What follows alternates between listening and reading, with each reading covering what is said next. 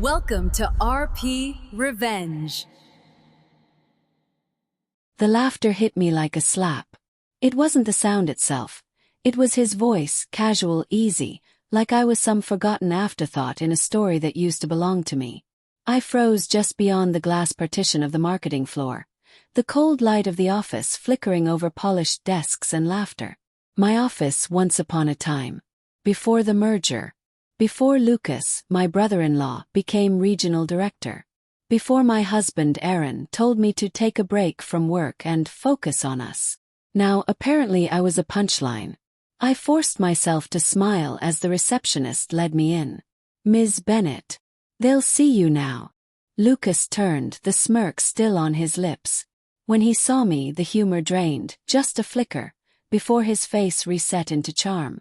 "Claire," he said smoothly, striding forward like nothing happened. "Didn't expect to see you here." I extended my hand.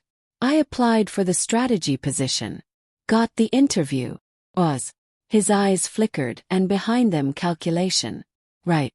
Well, let's get you settled." As I followed him through the hall, the old scent of cedar polish and copier ink hit me. The hum of printers, the chatter of analysts, the pulse of a place I'd once thrived in. Every step stirred memories. Late nights crafting campaigns, the thrill of watching my ideas come alive. Before I gave it all up for Aaron's promotion across town.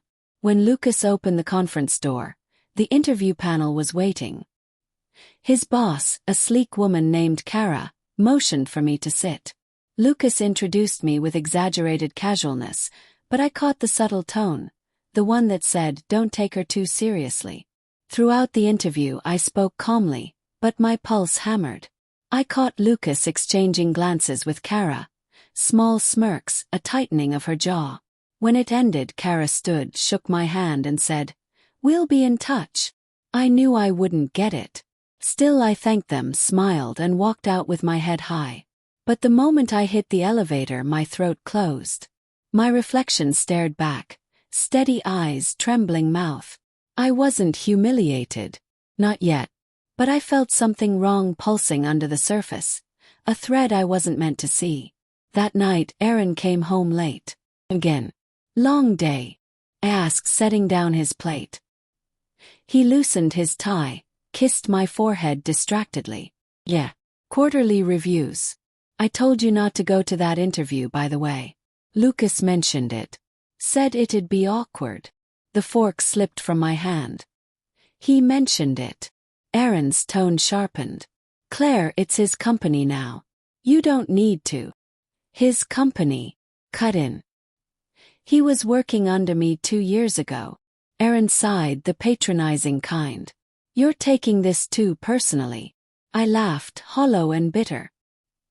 "He humiliated me in front of his co-workers." He blinked. "Lucas. He wouldn't do that." "Of course he would. You just don't see it." Aaron's silence said everything. Days passed, but something in me refused to settle. I started piecing small things together. Text notifications on Aaron's phone, late-night messages from Kay. The same Kara who'd interviewed me. Could have been work. Probably was. But I'd been married long enough to recognize the pattern. The quick swipe when I walked in, the sudden tenderness that followed guilt. Still, I didn't want to be that wife. Paranoid, small, desperate. So I told myself I was imagining it. Until Friday night. Aaron came home later than usual, his shirt half untucked, the scent of Kara's perfume lingering faintly, that musky, expensive note I'd smelled in her office. He noticed me watching and froze for a second too long. "You've been working with Kara, haven't you?" I asked quietly. His face closed. "It's complicated." "Then simplify it." He rubbed his eyes. "You're overreacting. She's just a colleague." "Right. Just like Lucas just made a joke." He exhaled sharply, muttering, "God, this again." And something inside me snapped. "You told me to quit," I said, voice shaking. "You said it'd be good for us. Then your brother replaces me, your coworker humiliates me, and you come home smelling like her perfume. Tell me I'm crazy again." Aaron didn't answer. He didn't have to. The next morning I drove to the firm. Not for work, not for revenge yet, but for truth. I parked across the street and waited. At 8:47, Aaron arrived. At 8:52, Kara's red coupe pulled in. They didn't walk in together, but their eyes met across the lot. A glance that lasted too long. Then Lucas appeared, his voice carrying across the pavement. "Hey, Aaron. Did you tell her yet?" Aaron's expression flickered. Kara froze. I leaned forward in my seat, pulse thundering.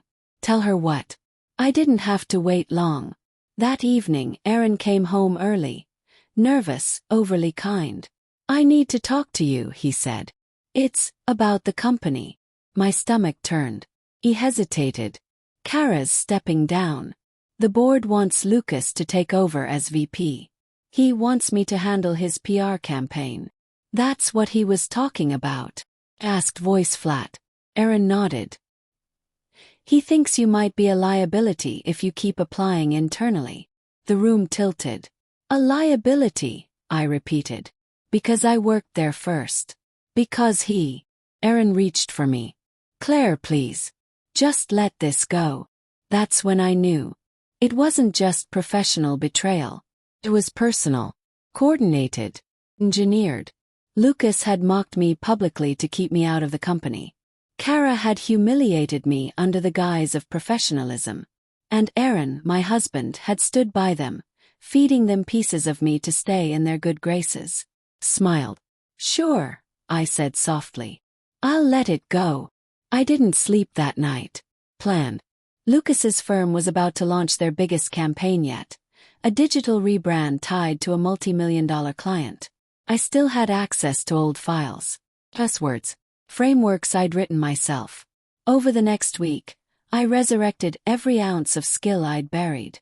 I rebuilt their pitch deck from scratch, but with one crucial difference. I swapped their client data with a nearly identical file from a competitor's public release. Enough to look real until launch day when everything would collapse. At 9 a.m. Monday, the company unveiled their exclusive product insights, and within hours social media erupted. The data was already public. The client pulled out. Kara's statement leaked.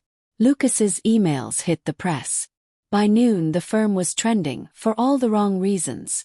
I sat on my couch, sipping coffee, watching it unfold. Aaron called 3 times. I didn't answer. When he finally showed up, his face was pale.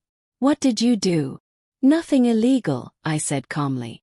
"Just gave them exactly what they gave me. Exposure." He sank into a chair, shaking his head. "You destroyed their careers." I smiled faintly. "No, Aaron. They did. I just held up the mirror." He looked at me, eyes raw. "So this is it." I met his gaze. "It's been it for a long time." That night I walked through the quiet streets, the air cool against my skin. For the first time in years I felt light. Free. Revenge hadn't healed me. Not exactly. But it had restored me. Piece by piece. As I passed the office building one last time, I saw Lucas standing inside, alone, staring at the blank screens. His reflection, pale, hollow, stared back at him. For a moment I almost felt pity. Almost. Then I turned away. And didn't look back.